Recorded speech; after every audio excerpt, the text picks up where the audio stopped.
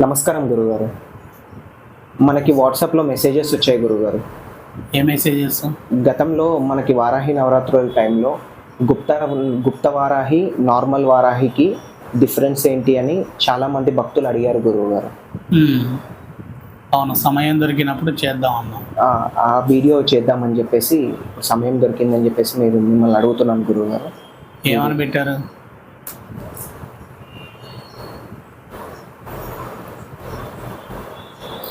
నేను ఒక గురువు దగ్గర మంత్రోపదేశం వారాహి అమ్మది పొందాను. కొన్ని రోజుల వరకు నాకు అమ్మ పలికింది, తర్వాత నుండి ఆగిపోయింది అండి. అప్పటి నుండి నా జీవితంలో విపరీతమైన కష్టాలు వస్తున్నాయి. మంత్రము రెండు విధానాలుగా తీసుకొని ఉంటే దాని విధానం ఏదనేది చెప్పచ్చు. ఒకటి తంత్ర విధానంలో వారాహి విధానం వేరు, ఇంకొకటి సాత్వికమైనటువంటి వారాహీదేవిని లక్ష్మీ రూపంలో చేస్తూ ఉంటారు. ఈ లక్ష్మీ రూపంలో ఉండేటటువంటి వారాహీదేవి మంత్రోపదేశం తీసుకుంటే తంత్ర విధానం కాకుండా సాత్విక విధానంలో ఎవరన్నా గురువు మంత్రాన్ని ఉపదేశించాడు అని అంటే గనక అతను లక్ష్మీదేవి మంత్రముతో కలిసి ఉన్నటువంటి బీజాక్షరి మంత్రాన్ని ఉపదేశిస్తాడు. లక్ష్మీదేవి మంత్రముతో ఉన్నటువంటి మంత్రాన్ని ఉపదేశించితే అతను ఎన్ని వేల జపం చెప్పాడు, ఎన్ని లక్షల జపం చెప్పాడు అనేటటువంటి విధానముగా సాధనని కొనసాగించుకోవాలి. ఆ సాధన గనక కొనసాగించుకున్న తర్వాత అన్ని లక్షలు లేదా అన్ని వేల జపం పూర్తయిన తర్వాత అదే గురువుని కలిసి పురచ్చరణ హోమ విధానం ఉంటుందా, లేదు గురువు గారి ఇంకొక వేరే విధానమైనటువంటి హోమాన్ని నిర్వహిస్తారా అనేటటువంటి విషయం ముందు అతను కనుక్కోవాలి.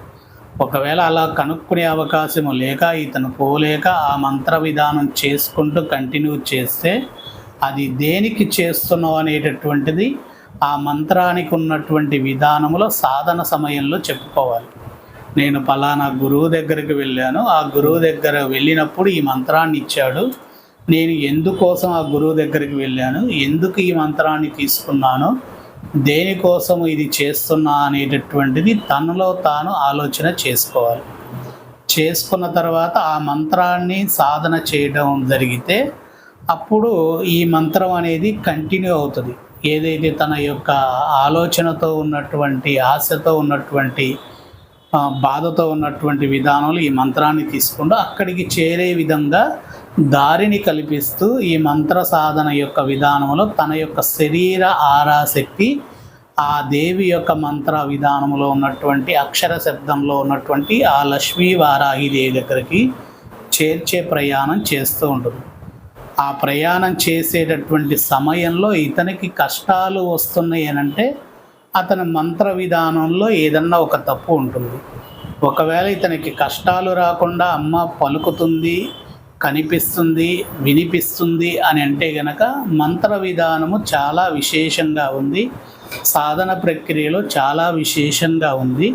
తర్వాత తను చేయబోయేటటువంటి కార్యాచరణ ఏదైతే ఉందో అది అమ్మకు తెలియచేయాలి. అలా వినిపించేటప్పుడు నీ యొక్క విధానమైనటువంటి పద్ధతి ఏంటి, దేనికోసం చేశావు, ఏంటి కోరిక అనేటటువంటి విధానానికి తను వెళ్ళాలి.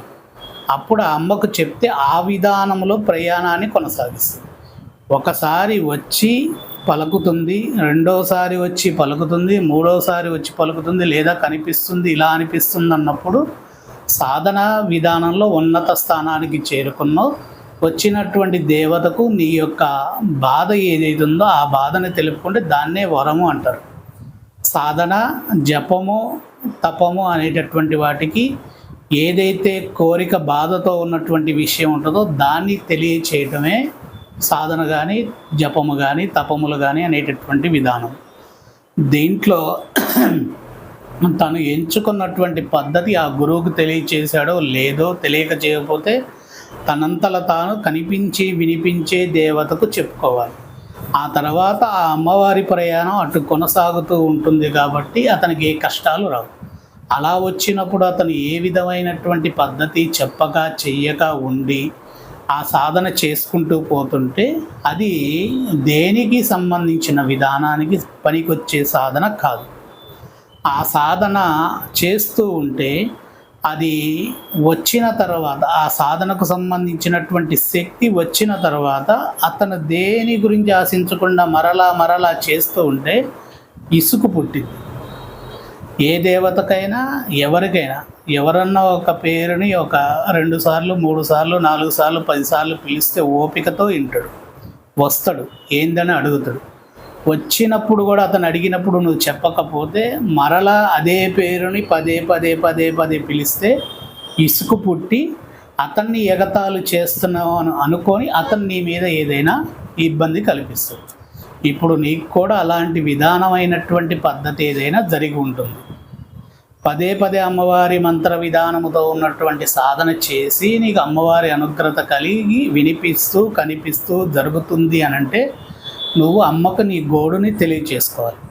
నువ్వు చెప్పనప్పుడు, వచ్చినప్పుడు, అమ్మకు చెప్పనప్పుడు నువ్వు చేసేది ఆమెని ఎక్కిరించే పద్ధతిగా ఉంటుంది. కాబట్టి నీవు ఏ కష్టాల కోసం అయితే ఏ విధమైనటువంటి పద్ధతి కోసం చేసావో నీకు అర్థం లేనప్పుడు ఆ కష్టాలు వెంటాడుతూనే ఉంటాయి, ఆ విధమైన బాధలు పెడుతూ ఉంటాయి. అటువంటిది నీకు జరిగి ఉంటుంది.